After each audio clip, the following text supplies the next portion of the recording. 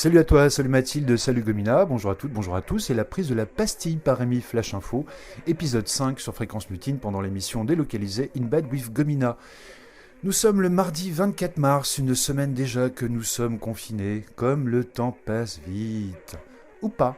Le temps paraît long, mais observer ses contemporains et s'observer soi-même avec recul et goût de l'absurde, ça occupe un peu, et c'est toujours une expérience enrichissante. Les coursettes, dans le commerce de proximité pas loin de chez moi, je prends mon mal en patience. À l'entrée, les clients rentrent au compte-gouttes, un qui sort, un qui rentre, un qui sort, un qui rentre, un qui sort, un qui rentre. C'est hypnotique et un peu excitant. Les gens à l'intérieur s'évitent soigneusement dans les rayons avec l'élégance d'un toréador. Certains sont masqués, voire gantés.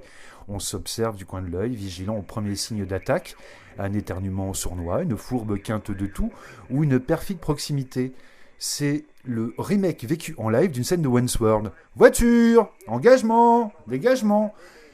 Il en est de même lorsque je pratique mon activité physique favorite, une bonne marche sportive de moins d'une heure à moins d'un kilomètre de chez moi, j'ai compris. Là, j'observe et évite fasciné ces adeptes du jogging. Je ne savais pas que Brest était aussi sportif. Quoique, il y a ceux qui ont la panoplie complète, la foulée alerte et la tête haute, les pros de la course. Et ceux qui s'y sont mis tout récemment et qui ont sorti de leur garde-robe des vêtements qui n'avaient pas vu la lumière du jour depuis leurs années lycée.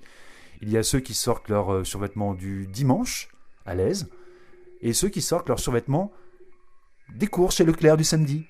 Une Fashion Week à l'envers. Des vieilles baskets marron à l'odeur démentale, du soupul orange, une vieille polaire, et un jogging vert pomme. Ce qui curieusement va bien avec le teint tout rougeau, les yeux exorbités et le souffle court de certains de ces néo-joggeurs déjà à l'agonie au bout de quelques mètres.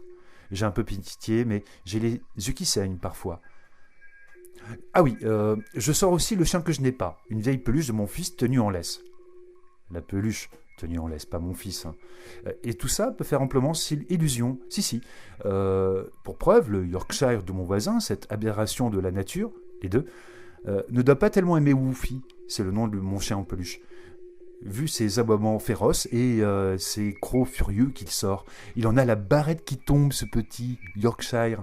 Ce qui n'est pas le cas du berger allemand qui semble trouver des avantages certains ou certains avantages à Woofy. Il n'a qu'à voir sa queue, non pas celle-là, l'autre, qui se balance à droite et à gauche quand il le regarde. Et puis heureusement, il y a la télé. Bon, le CSA, Conseil supérieur de l'audiovisuel, obligeait Canal+ à ne plus proposer toutes ces chaînes en clair. La principale s'arrêtera d'ailleurs d'être proposée gratuitement à tous les non-abonnés à la fin du mois.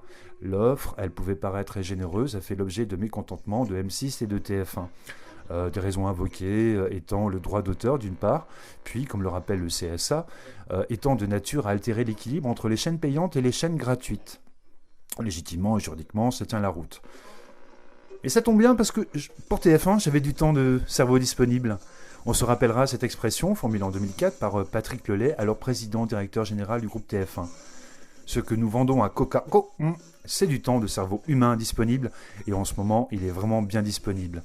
Lui, en revanche, Patrick Lelay ne l'est plus. Il est décédé le 18 mars. Sur cette note positive, on se retrouve demain, les confinés. Bisous. Ou pas.